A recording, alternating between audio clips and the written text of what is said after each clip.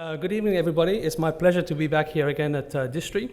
The theme of my presentation is the new area of computing, which is a pretty bold statement to make, and it's mostly aligned to the fact that in this business, this technology business that we're all in, innovation is a fundamental factor. It's key, because without innovation, we will lose our ability to meet the needs of our customers as we go forward.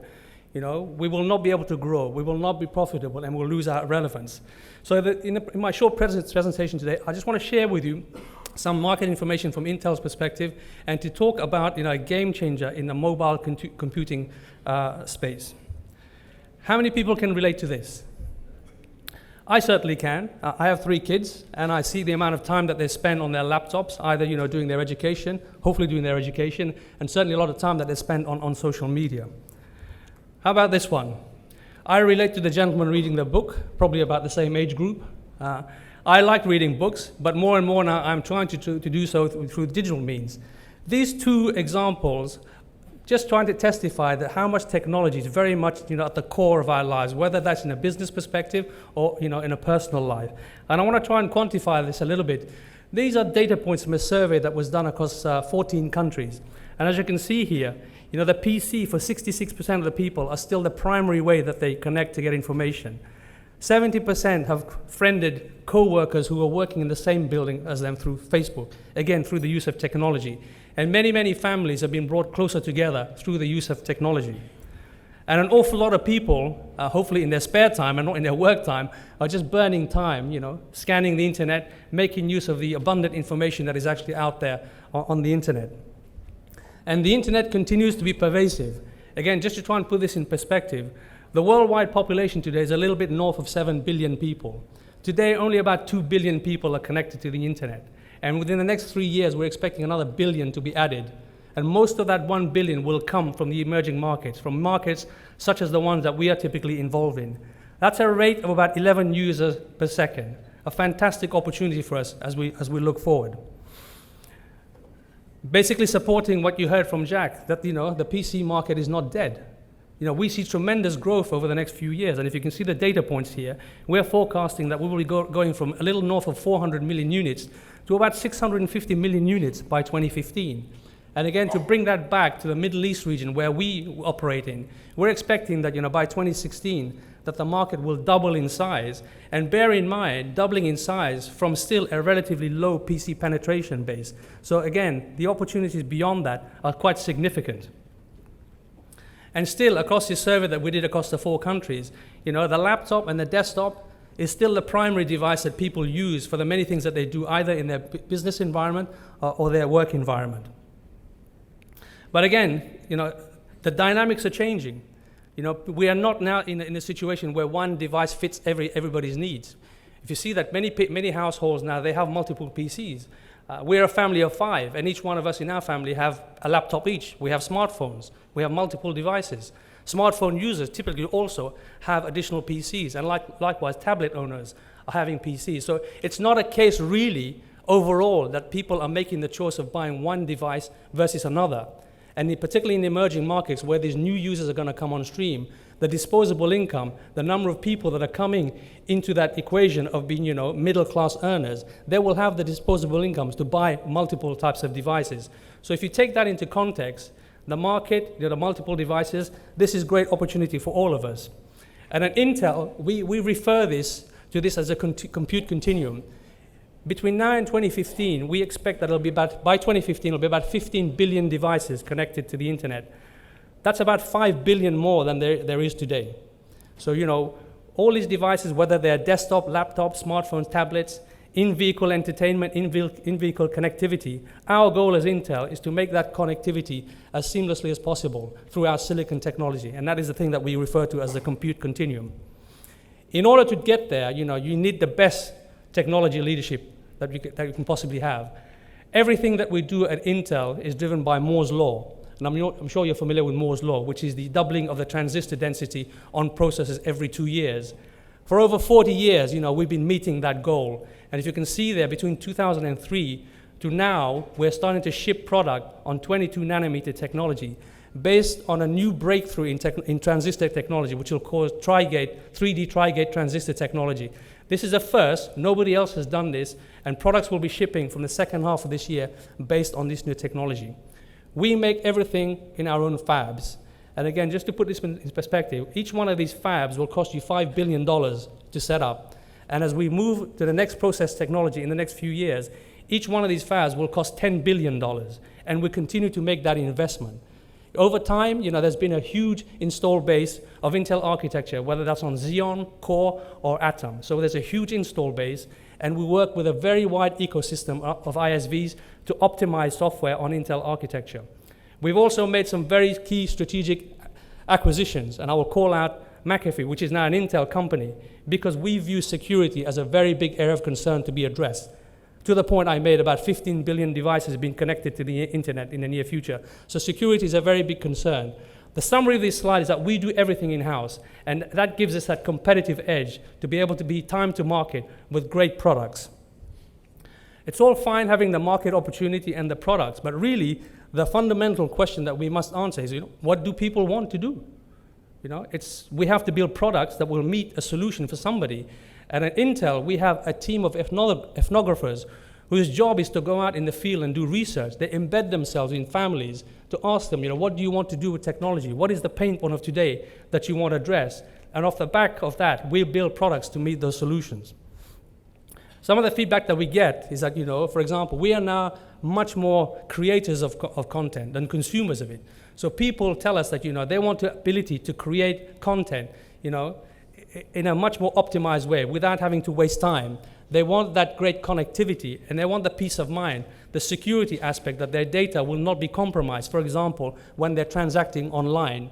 And they want devices which are more and more now a reflection of them, their lifestyle, their persona. And they want these products at different ranges of prices.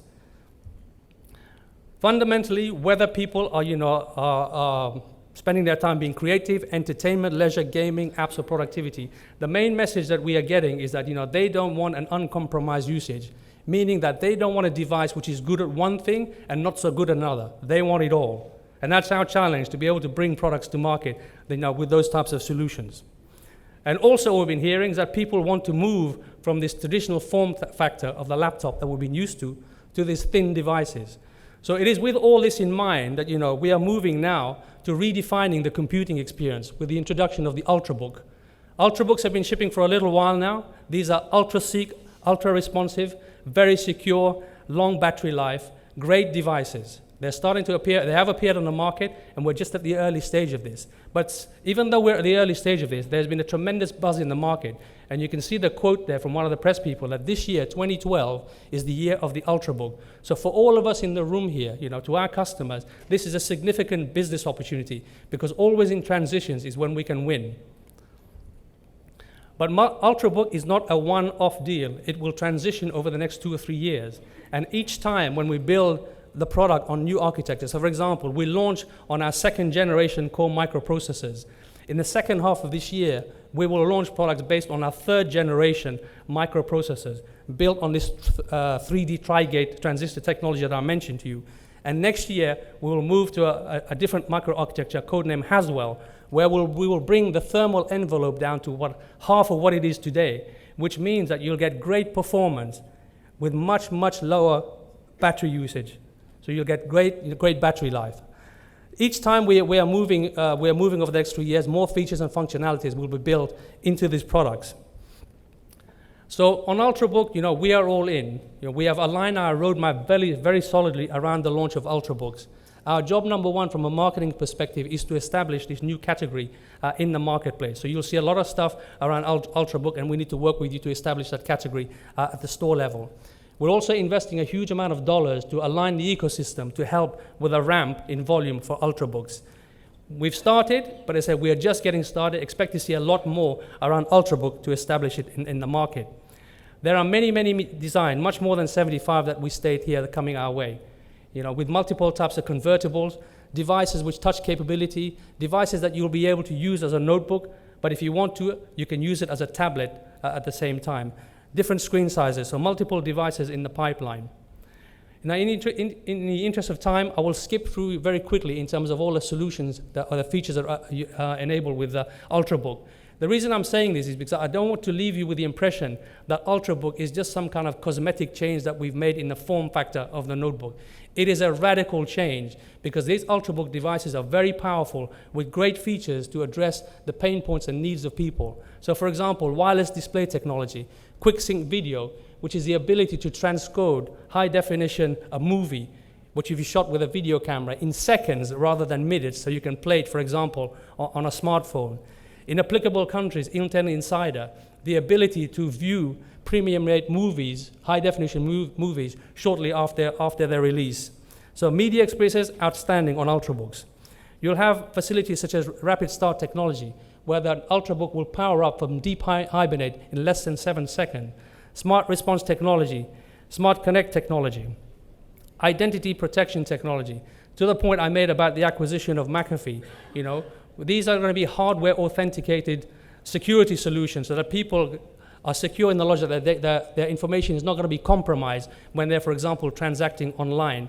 And anti-theft technology.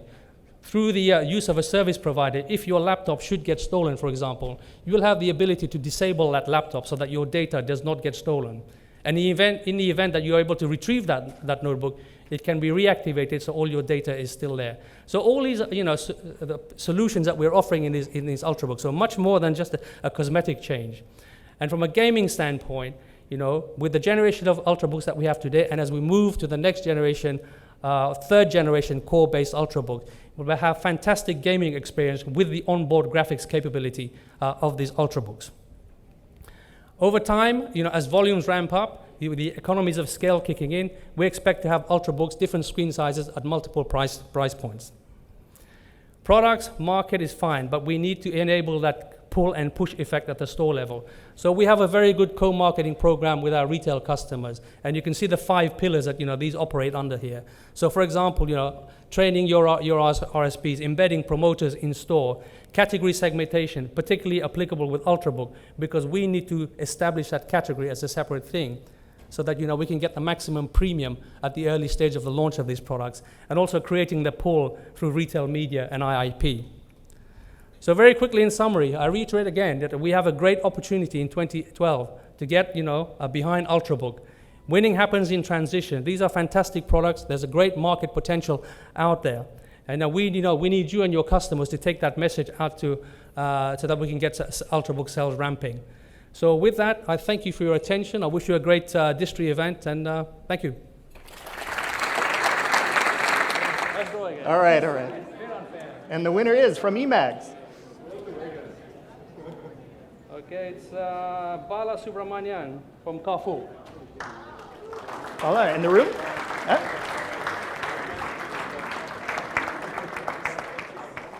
Congratulations. I think you're happy to bring this home. Nass?